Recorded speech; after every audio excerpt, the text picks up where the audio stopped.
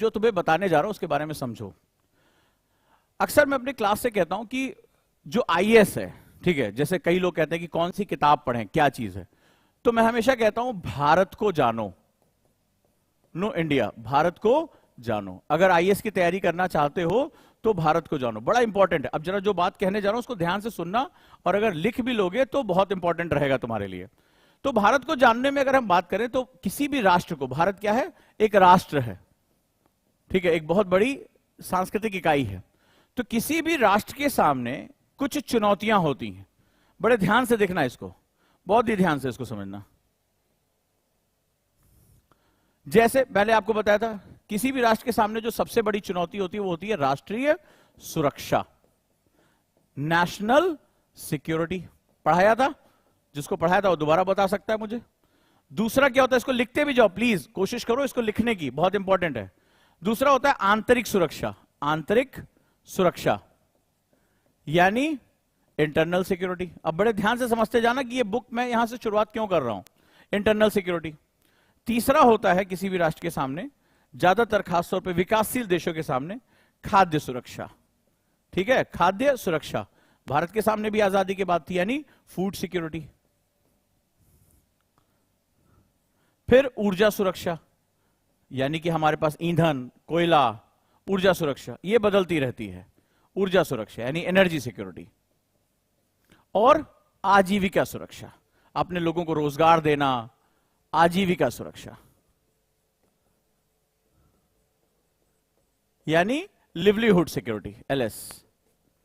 इसके बाद एक नया मिलेनियम में एक नया चैलेंज आ गया है, और वो छठी सुरक्षा है पर्यावरण सुरक्षा।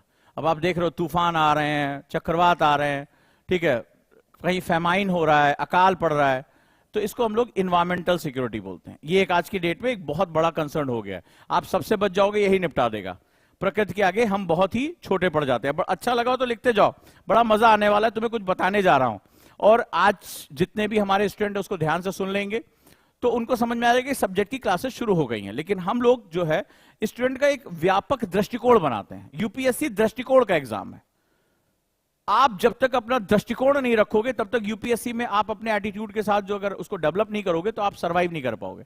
आपको लग रहा है कि इतिहास, भूगोल, विज्ञान पढ़ने से आपका सिलेक्शन हो जाएगा, तो हमें सबसे पहले अपने दृष्टिकोण में यह बताना पड़ा हम इसको क्यों पढ़ रहे हैं, यह बड़ा इंपॉर्टेंट है। तो किसी भी राष्ट्र के सामने ये सुरक्षाएं बड़ी इंपॉर्टेंट, फिर से बोल रहा हूं, नेशनल सिक्योरिटी, आंतरिक internal security, food security, energy security, livelihood security और पर्यावरण यानी एनवायरमेंटल सिक्योरिटी होती है। ये जो दो होती हैं, ये किसी भी राष्ट्र में, चाहे वो किसी भी ब्लॉक का हो, चाहे वो पूंजीवादी हो, समाजवादी हो, मार्क्सवादी हो, किसी भी राजनीतिक अवधारणा का हो, तानाशाही हो, लोकतंत्र हो, ये दो कभी भी डिस्टर्ब नहीं किए जा सकते। अगर ये दो डिस्टर्ब हो गए तो बाकी अपने आप सब डिस्टर्ब हो जाएंगे। अगर ये दोनों खत्म हो गए तो कुछ नहीं बचेगा, बम फूटेगा तो कुछ नहीं बचेगा वहां पे। इनकी जगह चेंज होती रहती है। कभी जैसे भारत आजाद हुआ तो हमारे पास खाने के लिए नहीं था, तो खाद्य सुरक्षा हमारे टॉप पे। आज की डेट में खाद्य सुरक्षा से ज्यादा हमें ऊर्जा सुरक्षा चाहिए। हम जितनी भी चीजें कर रहे हैं हमें ऊर्जा सुरक्षा चाहिए। तो ये तो मैं बता भी चुका हूं, और जो नए बच्चे हैं वो इसको जान लें, किसी भी राष्ट्र के सामने ये चुनौतियां होती ही होती हैं, ठीक है। इतनी तरह की सुरक्षा यानी सिक्योरिटी की जरूरत होती है। सिक्योरिटी का मतलब एक घेरा बना दिया जाना, आप इस पूरे हिस्से में आप डिस्टर्ब ना हो, ये तय किया जाना।